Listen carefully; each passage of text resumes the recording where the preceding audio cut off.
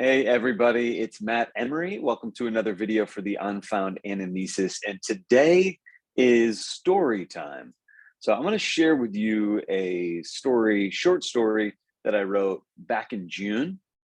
Now I wrote this in the wake of a large political event, and I won't name much more details than that. Uh, But this really applies in many ways to the unfound anamnesis, and it helps conceptualize the difference between lost planets and found planets. So I'll dive in. It's called the mystical beast. There once was a mystical beast, fearsome and terrible, kept in a cage in the back of an enclosure in the darkest depths of a deep and grimy cavern. This beast should not exist, but it did, and it lived in this secluded place as bent on death and destruction as the day it was made. It was so horrifying that anyone who witnessed it was forever changed. Its keeper was deeply troubled. In the many years the keeper kept this monster, she found it to be quite invincible. Many years of sleep were lost over its existence. She knew it would be best to kill it, but there was no way. She etched tallies that counted years into the cave's wall. Eventually, she began to consider the peace of non-existence. Certainly, the beast would grant her this horrible kindness if she gave it the opportunity. She did not, however. Something kept the keeper going. Perhaps the keeper could only trust in her own ability to jail the monster. Perhaps the thought of its escape was enough to stall her hand. She was the keeper of the beast, and though of sorrowful existence, she decided it was better than nothingness. Her only weakness was her imagination. She could not help imagining what her life would be like if not for this horrific creature. Where would she be now? What would she be doing? Where would she find her sane sense of purpose? But as quickly as they came, she put thoughts like this out of her mind. It was a slippery slope that, she knew, led to death and destruction at the maw of the monster. One day, the keeper received a visitor. He introduced himself as General G.W. Allman. He explained that the civilized world had need for the beast. An enemy had emerged to threaten the welfare of all mankind. Their need justified the release of the abominable creature.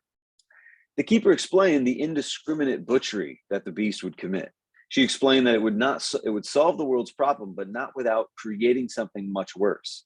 In the end, the general explained that his authority was more absolute than the keeper's, so try as she might, but it would be his word that made the final call. That may be so, she told him, but know that if you do this, you will be the first to die. She insisted that the world was better off without the beast in every way. She explained that the survivors would not truly survive, that knowledge of the beast would dampen life irreparably, memory of the beast would tarnish souls eternally, and that freeing the beast would precipitate the death of love. The general insisted as well about the gravity of the earth's current predicament. Eternity, sir, was the last thing the general heard the keeper say. As she promised, the monster feasted on the general first, and then the keeper, and then the world. Many years later, the people of the world had changed enough to live with the beast. Signs of his destruction were commonplace. While the monster's devastation was near absolute, the people did not think of him. They went about their lives, numb to his presence. There was no contrast to remind the world of what was lost. The people carried on, life forms with inertia. Everything the keeper warned of had come true, but the people were none the wiser. Now numb, unaware of possibility, the people forgot, or maybe they ignored, or maybe they lost the faculty of awareness altogether. But not all of them. Some hunted the beast. Some nurtured the ones broken by it. Some insisted the monster could be returned to its confinement and acted as if that alone would repair the damages. Some, the wisest of them, saw that the keeper was right. Now that the beast had been released, forcing it back into confinement would not right the world. It was a different world than it once was, and would only be healed by a force equal and opposite to the beast. Those wise souls went looking. What they found after scouring the broken world was unexpected. They found the force was not concentrated in a monster of equal and opposite greatness. They found a spark of the necessary force in their hearts. Though the keeper was right in many respects, that the world would never be the same, they also found the keeper's sight was limited. In those days, with the world reduced to a dreadful sore, the wisest amongst mankind realized a valuable truth. The keeper had said that the release of the beast would precipitate the death of love, but love was not dead. Love lived on in the hearts of the living. slowly, the world that knew the beast put itself back together. The wise ones created little pockets of possibility, which in turn inspired more and more still until the last sparks of love had been ignited into a raging inferno. It was that inferno that revealed another way the keeper had been wrong. The beast could be killed, and this loving inferno was its only weakness. So in the Unfound Anamnesis, we have found planets. And these truly are people that are walking in their dharma. They're walking their purpose. They know their purpose. And when they have an obstacle in their way, they recognize the obstacle, to borrow Ryan Holiday's expression, the obstacle is the way. And that maybe some part of them chose this very obstacle to learn a valuable lesson. And so they enter into their trials, their tribulations, their struggles with this zest that's like, this is going to avail me a way of being that that I couldn't access unless I'd gone through this very challenge. You know, this is preparing me for my greatest purpose. And so it's a very purpose-oriented place when you're in found planets. Now, unfound or rather lost planets, they are not this way. I'd say that Earth and the way that we go about life, a majority of the time is operating as a lost planet.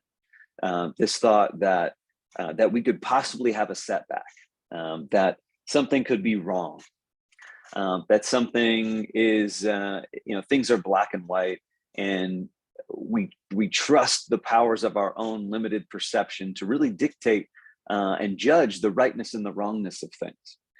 And so when the beast wreaks havoc on this world and leaves them in ruins, in shambles, and they forget their purpose, they forget love, they're kind of numb. Maybe they've lost the faculty of awareness altogether. Imagine that those are lost planets. And when they put themselves back together and they create this loving inferno, and they put together the only weapon that can defeat the beast, and maybe even some of them recognize, like, hey, this destruction of the beast and the reigniting of love in the world, that is my purpose. That's why I'm here. That would be moving toward a found planet perspective. So hopefully that helps conceptualize a little bit of the found and the lost. And if you guessed already, I wrote this following the repeal of Roe v. Wade. So you can look at that analogy in there if you want, or you could just let it be about the lost and the found planets. Thanks, guys.